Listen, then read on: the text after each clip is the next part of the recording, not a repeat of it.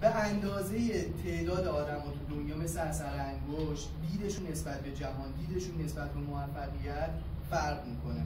وقتی من دارم میگم من میخوام موفق بشم، موفقیت از دید من شاید داشتن 10 تا کارخونه است، موفقیت از نظر یکی دیگه 5 تا کتاب نوشتن، از دید کسی دیگه خدمت به آدمای مستمنده. پس وقتی ما داریم میگیم موفقیت، داریم یه چیز کلی رو میگیم.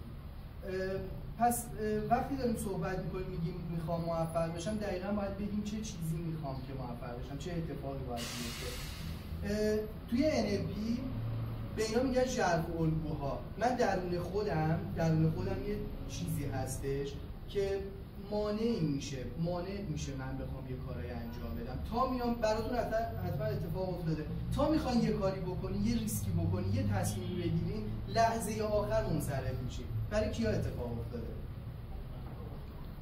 شما دیگه.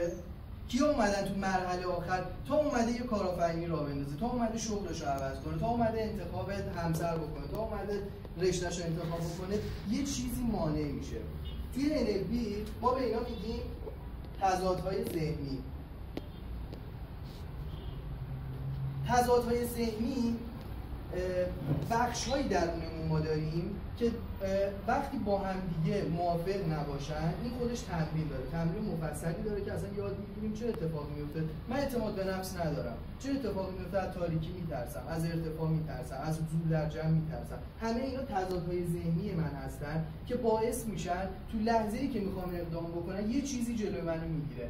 من یکی از دوستان تو یکی از کلاس‌ها داشتم میگفتم اون موقعی که من دانشجوی اصفهان بودم، خب دوست نداشتم، یه ماه بعد از خونه دور میموندم، سختی خودش رو دوران دانشجویی داره و یه کاری میکردم روز آخر به اتوبوس نرسم. من میگفتم خداحافظ، یه نفس راحتی هم میکشتم، حالا یه 2 روزم میمونم.